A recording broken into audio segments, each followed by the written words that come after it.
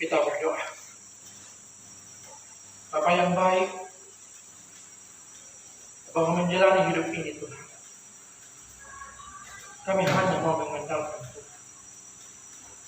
Oleh karenanya ya Tuhan, hadirlah Engkau pada saat ini. Mengajari kami semua jemaat yang ada di sini. Demikian juga Roh Kudus hadir Engkau di tempat ini. Untuk tinggal di hati kami Tuhan. Melembutkan hati kami untuk kebenaran firman Tuhan. Supaya kami boleh hidup seturut dengan firman Tuhan dan kehendak-Mu. Mengasihi sesama, mengasihi rumah tangga, dan mengasihi negara. Pada saat ini kami rindu mendengarkan firman-Mu. Berfirmanlah Engkau melalui mulut lidah hamba-Mu yang terbatas ini. Engkau rapi Tuhan oleh Roh Kudus-Mu hamba-Mu yang terbatas. Supaya setiap yang keluar dari mulut lidah hamba-Mu betul-betul kebenaran. Terpujilah Tuhan. Kami sambut firman-Mu dengan penuh kasih. Amin. Shalom. Jemaat Tuhan dan juga Nakoso Pulung yang dikasih Tuhan Yesus Kristus yang hadir beribadah pada minggu hari ini. Mari kita buka Alkitab kita. Kita akan mendengarkan firman Tuhan. Dan nas firman Tuhan yang menyapa kita di hari Minggu ini diambil dari Roma pasal 10 ayat 8 sampai ayatnya yang ke-13. Silakan dibuka Alkitab kita masing-masing dan kita perhatikan di sana. Dari sini akan saya bacakan untuk kita semua dan mari kita simak bersama-sama. Sekali lagi, Roma pasal 10 ayat 8 sampai ayatnya yang ke-13. Demikianlah firman Tuhan. Tetapi apakah katanya ini?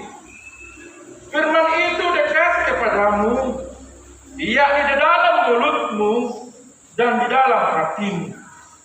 Itulah firman iman yang kami beritakan. Sebab jika kamu mengaku dengan mulutmu bahwa Yesus adalah Tuhan dan percaya dalam hatimu bahwa Allah selalu membangkitkan Dia dari antara orang mati, maka kamu akan diselamatkan. Karena dengan hati orang percaya dan dibenarkan, dan dengan mulut orang mengaku dan diselamatkan. Karena kitab suci berkata, barang siapa yang percaya kepada Dia tidak akan dipermalukan. Sebab tidak ada perbedaan antara orang Yahudi dan orang Yunani. Karena Allah yang satu itu adalah Tuhan dari semua orang, kaya bagi semua orang yang berseru kepadanya. Sebab barang siapa yang berseru kepada nama Tuhan akan diselamatkan. Demikianlah firman Tuhan. Jemaat Tuhan yang terkasih, topik minggu ini mengatakan Malu Adoganu nama Jo Guarni Tuhani. Orang yang berseru kepada Tuhan akan diselamatkan. Sekali lagi, orang yang berseru kepada Tuhan akan diselamatkan. Di sini ada kata diselamatkan. Kalau kata diselamatkan, kita sudah paham makna mendalam dari kata diselamatkan. Kalau ada kata diselamatkan, berarti ada pribadi yang melakukan tugas pekerjaan atau karya. Ada pribadi yang bertindak untuk menyelamatkan. Kata diselamatkan timbul karena ada lawan katanya. Misalnya dijerat, ditawan, dipenjara, dikejar-kejar, diikat, dan lain sebagainya.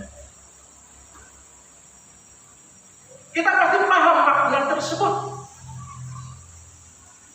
Tertawan di dalam sebuah peperangan, tiba-tiba seorang tentara tertawan. Ya, tertawan.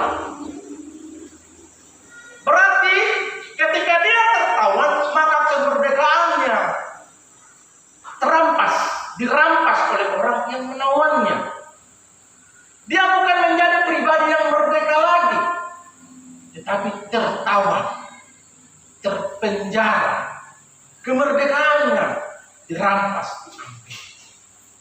Jemaat Tuhan yang terkasih, akhir-akhir ini kita mendengar bagaimana sebuah negara yang besar, Rusia, menginvasi Ukraina. Namun memang Rusia juga salah perhitungan. Tidak gampang rupanya menaklukkan Ukraina, ya. Kita banyak melihat tentaranya kehabisan makanan, tentaranya kehabisan solar, tanknya kehabisan solar. Makanya saya merenungkan Rusia itu cuma besar ombong. Besar namanya saja dia memiliki persenjataan canggih. Untuk apa persenjataan canggih kalau organisasinya tidak baik? Berbeda dengan NATO, saudara-saudara. Amerika Serikat itu dia memiliki kecanggihan teknologi persenjataan yang baik, terbaik di dunia. Dan mereka juga memiliki organisasi ketentaraan yang rapi, mulai dari garis depan yang membawa senjata atau yang menyupiri tank sampai di garis belakang yang membackup dengan logistik termasuk makanan. Di dalam perang teluk, di padang pasir, tentara Amerika Serikat itu minum Coca-Cola di tank. Di atas tank minum Coca-Cola. Itu hebatnya. Mereka memiliki organisasi yang hebat. Tidak ada kita mendengar tank Amerika mogok. Tidak ada. Luar biasa mereka. Di dalam setiap peleton ada tim medis. Di dalam setiap kompi ada rohaniawannya. Lengkap supaya tentaranya jangan stres, ada pendetanya di situ, pendeta tentara. Lengkap. Bahkan kalau ada tentaranya yang melakukan kesalahan dengan melanggar HAM, bawa ke pengadilan. Itu Amerika, itu Inggris, itu Prancis, dengan api mereka berperang dan membela diri. Saya juga belajar tentang bagaimana perang dunia kedua di Papua. Dalam tempo 100 hari, pasukan Amerika Serikat bisa membuat landasan perang. Insinyur-insinyur tergabung di dalam, kalau kita di sini sipur, mereka juga memiliki sipur. Dalam 100 hari bisa membuat landasan pesawat, membuat pelabuhan. Ya. Dan mereka juga membagi-bagikan beras setiap hari Minggu. Itu Amerika. Mereka tidak akan melanggar HAM. Itu Amerika. Makanya saya selalu berdoa supaya Amerika, Perancis, dan NATO ini bersabar menghadapi negara-negara aneh dan nyeleneh. Cina misalnya, ini negara yang paling aneh, komunis, aneh, selalu membuat keributan di kawasan, ingin menyerang Taiwan, itu Cina. Begitu juga Iran, negara yang aneh, selalu ingin ribut dengan Israel. Korea Utara juga begitu, memancing-mancing kemarahan Korea Selatan. Ini Rusia juga negara yang aneh, bekas komunis. Ya, 4 negara ini selalu bikin masalah di dunia ini. Makanya saya selalu berdoa agar NATO itu bersabar menghadapi negara-negara yang tidak ada hati ini. Bersabar, supaya mereka jangan membalas. Kalaupun mereka ingin membantu Ukraina, jangan persenjataan, makanan, medis lain itu dan ya, supaya negara dunia ini aman. Jadi sama seperti topik kita hari ini, orang yang berseru kepada Tuhan akan diselamatkan. Tertawan di dalam negara yang perang, Ukraina menjadi tuan rumah Piala Dunia. Petinju-petinju banyak dari sana. Klub sepak bola yang paling saya sukai, Dinamo Kiev, ada di sana. Mereka orang-orang Kristen. Ini juga orang-orang Kristen. Ya. Kepada masyarakat yang terjerat di sana, saya percaya gereja juga berdoa. Mereka orang percaya agar Tuhan menyelamatkan mereka secara fisik. Kenapa? Saya percaya mereka juga berdoa. Dan saya percaya Tuhan akan menyelamatkan hidup mereka, mengeluarkan mereka dari zona konflik sehingga mereka merasa menikmati kebebasan. Ini sedikit cerita bagaimana kata diselamatkan itu ada lawan katanya, terperangkap, terjerat, ya, terpenjara, tertawan. Manusia secara kerohanian juga begitu. Setelah manusia jatuh ke dalam dosa, maka manusia tertawan oleh si iblis, tertawan oleh dosa, terjerat oleh dosa, dan upahnya adalah maut secara rohani. Oleh karenanya manusia butuh pribadi yang mampu menyelamatkan atas dosanya, menyelamatkan atas dosa kita. Sebab manusia tidak bisa menyelamatkan dirinya sendiri. Orang lemah itu tidak bisa menyelamatkan dirinya sendiri. Oleh karenanya manusia yang berdosa yang telah jatuh ke dalam dosa tersebut membutuhkan pribadi yang dapat menyelamatkan, membebaskan. Siapa dia? Yesus Kristus, anak domba Allah yang mencurahkan darahnya sehingga oleh darahnya tersebut menjadi korban penghapusan dosa bagi setiap orang yang percaya di dalam darahnya tersebut. Pertanyaan, apakah Tuhan Yesus berbicara hanya hal-hal rohani saja? Hanya surga saja?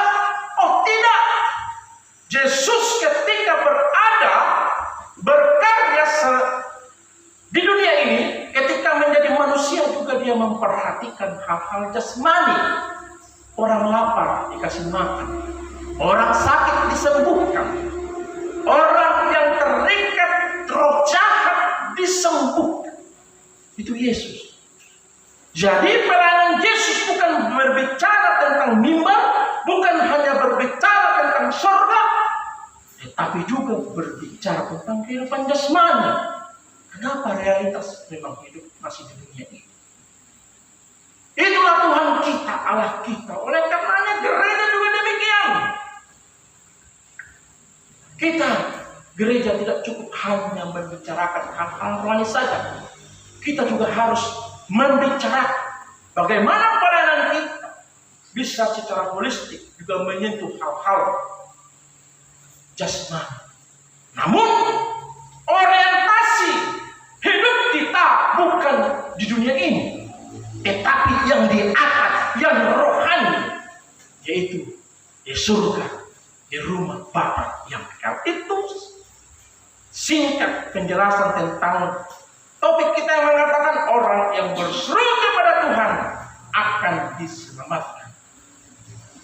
Jemaat Tuhan yang terkasih, kembali ke topik nas kita hari ini di ayat, kita buka ayat 8 sampai 13. Ayat 8 dikatakan di sana, tetapi apakah katanya ini firman itu dekat kepadamu, yakni di dalam mulutmu dan di dalam hatimu. Itulah firman iman yang kami beritakan. Firman itu dekat kepada kita, yakni di dalam mulut kita dan di dalam hati kita. Di ayat 9 dikatakan lagi, sebab jika kamu mengaku dengan mulutmu bahwa Yesus adalah Tuhan dan percaya dalam hatimu bahwa Allah telah membangkitkan Dia dari antara orang mati, maka kamu akan diselamatkan. Kata berseru di sini tidak cukup hanya berseru dengan kata-kata. Misalnya kalau kita menghafidakun haporseal, Misalnya kita menyatakan iman kita tiap-tiap hari Minggu, tidak cukup hanya di mulut saja. Aku percaya kepada Allah Bapa, Khalik langit dan bumi dan sebagainya. Tidak cukup hanya di mulut saja. Namun ungkapan yang keluar dari mulut kita tersebut betul-betul datangnya dari hati kita, betul-betul didorong oleh iman kita, betul-betul didorong oleh akal budi kita, iman kita, hati kita total. Jadi bukan asal bunyi, asal bunyi, asal omong. Makanya amalan ini harus dijaga. Jangan mengucapkan kata-kata kosong, asal bunyi, asal ngomong, asbun. Sebab apa dikatakan firman itu dekat di dalam hidup kita dan berada di dalam mulut kita. Harus kita jaga mulut. Amangan untuk jaga. Jangan asal ngomong, jangan asbun. Dia harus mengeluarkan berkat untuk orang lain, menyenangkan orang lain, menyenangkan hati orang lain. Tidak boleh sebaliknya. Mulut kita ini yang di dalamnya ada firman Tuhan justru menyakiti sesama, menyakiti anak-anak, menyakiti istri, menyakiti suami, menyakiti orang tua. Tidak boleh. Dijaga mulut kita. Di dalam mulut kita ada firman Tuhan. Jangan mengeluarkan kata-kata yang kosong, yang tidak ada makna, yang tidak bermakna dan sia-sia. Dijaga. Sebagai bawahan kalau dalam pekerjaan juga dijaga. Sebagai atasan juga di dalam pekerjaan dijaga. Di dalam kehidupan bermasyarakat juga dijaga. Bertetangga dijaga. Di dalam dunia pendidikan dijaga. Di dalam kehidupan rumah tangga juga dijaga. Jangan asal omong. Ayat 10, karena dengan hati orang percaya dan dibenarkan, dan dengan mulut orang mengaku dan diselamatkan. Hati dan mulut harus sinkron. Jangan mulut manis, di hati sebaliknya. Banyak orang seperti itu. Ini yang disebut mencari muka. Manis, tapi hatinya jahat. Harus sinkron hati dengan mulut kita.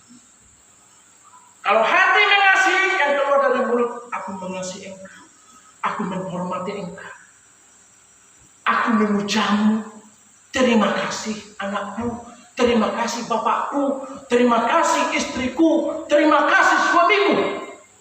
Harus di mulut kita ada firman. Ayat 11, karena kitab suci berkata, barang siapa yang percaya kepada dia tidak akan dipermalukan. Ada tokoh-tokoh pernah dia mengatakan, percayalah saya tidak akan dipermalukan. Sebenarnya dia ngambil dari firman Tuhan ini, cuma tidak diomongkan di pengadilan. Orang yang menyandarkan hidupnya di dalam Tuhan, orang yang selalu berlindung di dalam Tuhan, orang yang selalu merindukan persekutuan dengan Tuhan, orang yang mengasihi pelayanan di dalam Tuhan, tidak akan dipermalukan. Ya, tidak akan dipermalukan. Sebab Tuhan paham kalau kehidupan orang Kristen dipermalukan oleh lingkungan, oleh siapapun, maka Tuhan ikut dipermalukan. Tuhan rindu dan ingin melalui kehidupan setiap orang Kristen, baik pribadi lepas pribadi maupun rumah tangga lepas rumah tangga, itu mendatangkan kemuliaan dan kehormatan bagi nama Tuhan. Oleh karena firman Tuhan berjanji bahwa orang yang mengandalkan Tuhan tidak akan dipermalukan. Walaupun kita tidak memiliki apa-apa. Kita hidup secara materi berkekurangan. Kita tidak memiliki apa-apa. Namun kalau kita mengandalkan Tuhan, percaya, Tuhan akan membimbing kita. Tetap hidup di bagasan seret Tuhan. Tetap hidup di dalam kesetiaan bersama dengan Tuhan Kristus. Dan Dia membimbing kita. Supaya di dalam kehidupan kita, kita tetap mempermuliakan, meninggikan. Tuhan tidak akan mempermalukan setiap pribadi yang berharap bersama Dia. Yang 12. Sebab tidak ada perbedaan antara orang Yahudi dan orang Yunani. Karena Allah yang satu itu adalah Tuhan dari semua orang.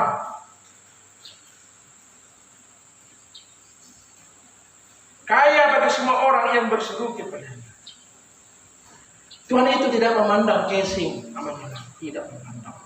Bahkan Dia juga tidak memandang latar belakang. Banyak presiden-presiden di dunia ini yang latar belakangnya juga tidak jelas. Ada yang dilahirkan tidak memiliki bapak, tapi bisa menjadi pemimpin. Luar biasa. Allah tidak memandang latar belakang, Allah tidak memandang status sosial. Semuanya kaya di hadapan Tuhan. Semuanya bermartabat di hadapan Tuhan. Semuanya berharga di mata Tuhan. Nggak ada beda-bedanya di hadapan Tuhan. Sama. Kaya, miskin, pintar, cerdas, presiden, tidak presiden, rakyat jelata, semua sama di hadapan Tuhan. Dan di hadapannya semua berharga. Dan di hadapannya semua kaya. Dia tidak pernah membeda-bedakan. Oleh karenanya, karena Allah memandang kita dengan tidak membeda-bedakan, tidak melihat latar belakang. Ya, kita juga sebagai orang yang dikasihi Tuhan tersebut dengan tidak membeda-bedakan tersebut juga harus bisa mengasihi orang dengan cara Allah mengasihi kita.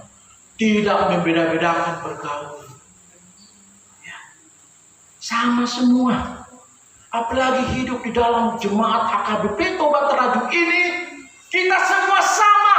Sama haknya, sama tanggung jawabnya. Tidak ada yang berbeda di tempat ini. Tidak ada tuan, tidak. Semua anak raja Dodison. Dan ada boru, molo, nama Huriak, anak dosudi, nama Hahanggi dosudi. Kita hidup di dalam keluarga kerajaan Allah. Nama Hahanggi dosudi. Bersaudara kita di dalam nama Tuhan. Kita keluarga besar kerajaan Allah. Kita diikat oleh kasih Allah yang tidak memandang. Sebenarnya sangat indah kehidupan bergereja. Makanya menginap. Bingung juga saya kalau ada orang yang masih tidak merindukan persekutuan di dalam gereja.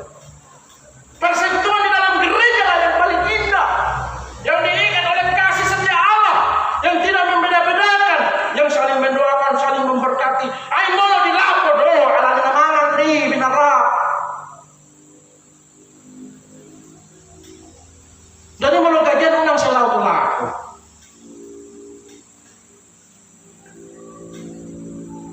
Harus pandai memanage kehidupan keuangan keluarga. Utago ni manur sa kilorak kalau pendidikan. Alangnya aha, bisi pergaulan alangnya makan do, alangnya minum do. Setelah itu banyak kejadian. Ketika banyak uang semua datang sahabat kawan. Tapi ketika tidak ada lagi, semua meninggalkan. Mau hidup seperti itu. Kalaupun harga sawit sekarang ini mahal, belajar dari kisah Yusuf. Kisah Yusuf, belajar dari kisah Yusuf. 7 tahun masa harga sawit mahal Yusuf itu. Dia menanam gandum, semua lumbung diisi. 7 tahun kemarau, sawit turun, tenang hidupnya. Itu orang Kristen. Kalau banyak penghasilan, tabung, simpan, supaya kita siap menghadapi masa-masa kritis, masa-masa sulit. Kita dipimpin Roh Kudus, harus bijak di dalam mengelola keuangan keluarga. Ada pepatah mengatakan, saya dulu fasilitator pengembangan masyarakat. Orang miskin itu hanya bisa dia bangkit oleh dirinya sendiri. Dia yang bisa menolong dirinya sendiri, bukan orang lain. Bukan. Sebanyak apapun program pemerintah untuk orang miskin, kalau dia tidak mau berubah, miskin dia. Miskin dia. Orang miskin itu dirinya sendiri yang menolong. Jadi berubah lagi. Berubah demi supaya hidup kita sesuai dengan firman Tuhan, sesuai dengan kehendak Tuhan, supaya hidup kita tenang, sejahtera, adem, damai, sukacita. Bawa anak istri sekali-sekali makan bersama. Balik dari gereja paling enak, balik dari gereja paling enak mengelangkap sojo kita. Paling enak. Di situ kita bercanda-canda. Harus begitu manginangnya, harus begitu. Ayat selanjutnya. Sebab ayat 13. Sebab barang siapa yang berseru kepada nama Tuhan akan diselamatkan. Di ayat yang lain dikatakan bukan orang yang berseru Tuhan akan diselamatkan, tetapi yang melakukan kehendak Bapanya. Ayat ini mengatakan sebab barang siapa yang berseru kepada nama Tuhan akan diselamatkan. Sama ayat ini. Kalau yang mengatakan tadi dikatakan di dalam kitab Matius bukan orang yang berseru-seru Tuhan akan diselamatkan, tetapi orang yang mengerjakan pekerjaan Bapa yang diselamatkan. Berseru-seru itu hanya mulut, hatinya tidak. Nah, di ayat 13 mengatakan sebab barang siapa yang berseru kepada nama Tuhan akan diselamatkan. Ini adalah satu bangunan yang besar, bukan hanya mulut saja yang berseru-seru kepada Tuhan, tetapi hati juga. Seperti dikatakan di awal tadi, hati dan roh mulut kita harus sinkron. Itu yang dikatakan kitab Matius. Bukan hanya mulut kita mengatakan Tuhan, tapi harus disertai dengan hati yang mau mengerjakan kehendak Tuhan. Dimana Tuhan yang terkasih dalam nama Tuhan Yesus Kristus. Ini semua kita percayai di dalam iman. Di ayat 8 tadi dikatakan, tetapi apakah katanya ini? Firman itu dekat kepadamu, yakni di dalam mulutmu dan di dalam hatimu. Itulah firman iman yang kami berikan. Firman iman. Tadi kalau kita ke epistel dari Ulangan, itu kitab Ulangan mengulangi lagi, mengingat-ingat lagi secara yang terjadi di masa-masa awal bangsa Israel. Diulangi. Kenapa? Perlu refleksi, perlu evaluasi, diulang lagi secara masa lalu, diputar ulang. Oh, nah dulu mana susah doa. Berangkat peaus yang kita cenderung sulit. Ala-ala sumangan do. Dan adong betano si ulang bina mangarap ko kita tutubau. Diingat. Lalu sukses pula di Kecamatan Toba. Perlu kita mengingat masa lalu yang susah. Mengalanggadong lupa kita mudah. Perlu diingat supaya ketika kita sukses di perantauan, ketika bangsa Israel, mereka tidak tinggi hati, namun tetap rendah hati. Marsereti roha, banyak uang, tenang.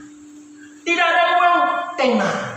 Tidak bisa membedakan orang tersebut banyak uang dan tidak ada uang. Kenapa marsereti roha biasa saja? Kurang BGP biasa saja. Oke, biasa saja. Perlu mengingat. Tadi juga epistel diingat bagaimana Allah menyelamatkan mereka. Kita juga perlu mengingat. Urakian bagi saudara kita. Karidu kalau kita juga urakian. Kalau 50 kali lipat channel. Tetapi kebanyakan orang kita lupa dengan sejarah kehidupannya. Ketika dia kerja di sini enak, dapat duit, langsung berubah. Lupa dengan anak istri, uangnya digunakan untuk hal-hal yang tidak bijak. Giliran bulan 12 bingung dan mulai dengan efek. Kenapa? Tidak mau dipimpin oleh Tuhan. Tidak mau mencari pergaulan yang sehat. Pergaulan yang sehat itu di gereja. Ya. Kalau di luar itu nggak sehat. Hanya orang-orang yang kuat imannya yang sanggup bergaul di luar. Saya, biar orang hisap apapun di hadapan saya tidak kenal. Bahkan perlu saya yang kenal dia. Rajin-rajin kita datang. Supaya apa? Supaya kita tidak dipermalukan. Allah membela kita. Allah menolong kita di dalam kehidupan kita. Yang menjadi kesimpulan amanah. Ya. Orang yang berseru kepada Tuhan akan diselamatkan. Oleh karena, mari kita serahkan kehidupan kita ke dalam Tuhan. Mari kita serahkan masa depan kita ke dalam tangan Tuhan. Mari kita serahkan pelayanan kita ke dalam tangan Tuhan. Mari kita serahkan kehendak kita ke dalam tangan Tuhan. Anak-anak Tuhan kita serahkan ke dalam tangan Tuhan.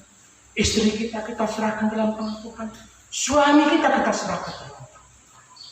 Supaya Tuhan menyelamatkan kita atas segala jahat, atas segala penindasan yang dilakukan oleh iblis maupun oleh dunia ini.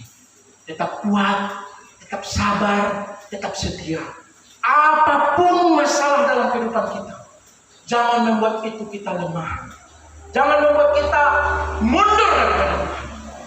Kuat kepada Tuhan. Walaupun lingkungan tidak mendukung kita untuk menjadi setia kepada Tuhan, tetap bersandar. Tetap kuat di dalam Tuhan. Tetap setia. Kembalilah ke rumah kita masing-masing menjadi saksi, membawa damai, membawa berkat. Sebab di mulut kita ada firman Tuhan. Amin. Kita berkata. Terima kasih Bapak yang baik. Firman-Mu hari ini meteraikan atas kami semua. Engkau lembutkan hati kami semua jemaat Tuhan. Supaya Tuhan mau diubahkan oleh firman-Mu. Bekerjalah firman-Mu Tuhan untuk kami semua. Supaya firman-Mu menjadi kekuatan inspirasi, menjadi pelita, menjadi tuntunan dalam kehidupan kami. Supaya hidup kami Tuhan mendatangkan berkat untuk istri, untuk suami, untuk anak-anak, untuk lingkungan di mana saja berada, bahkan dunia. Terpujilah nama-Mu ya Tuhan Allah kami. Terpujilah ya Tuhan Allah kami yang luar biasa. Pakai hidup kami Tuhan, pribadi lepas pribadi, rumah tangga lepas rumah tangga, jemaat HKBP Tobat Terang, untuk memuji-muji Tuhan dan mempermuliakan nama Tuhan. Terpujilah nama-Mu ya Tuhan. Kami berdoa untuk anak kami, guru kami yang ulang tahun hari ini. Terima kasih buat umur yang Tuhan berikan. Dan kami kembalikan ke dalam tangan Tuhan. Supaya Tuhan tetap menutup bungkus anak-anak kami, Bapak. Supaya mereka boleh bertumbuh, berkembang dengan baik. Menjadi besar, menjadi anak yang pintar, cerdas, berhikmat. Menyenangkan kedua orang, terlebih menyenangkan hati Tuhan, berguna untuk bangsa, terlebih untuk Tuhan. Terpujilah nama-Mu. Berkati kami selama 1 minggu ini jemaat. Ketika berada di kebun-kebun, di hutan-hutan, di ladang-ladang, di perairan, di pedesaan maupun di perkotaan. Jauhkan belalang-belalang pelahap dan penyakit sampar yang berbusuk. Tetapi biarlah semua kami jemaat tetap hidup dalam sukacita, damai, sejahtera dan berkemenangan. Sehingga di hari Minggu yang akan datang, Kau kembali mengumpulkan kami di sini untuk menyembah Engkau.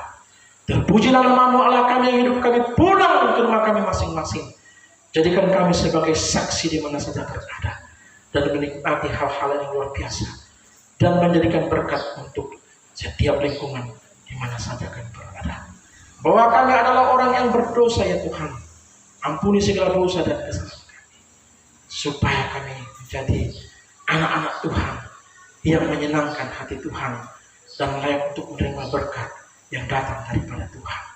Terpujilah nama-Mu Allah kami yang hidup. Inilah doa kami. Kami alaskan hanya di dalam nama Yesus Kristus, Tuhan dan Juru Selamat dalam kehidupan kami. Amin.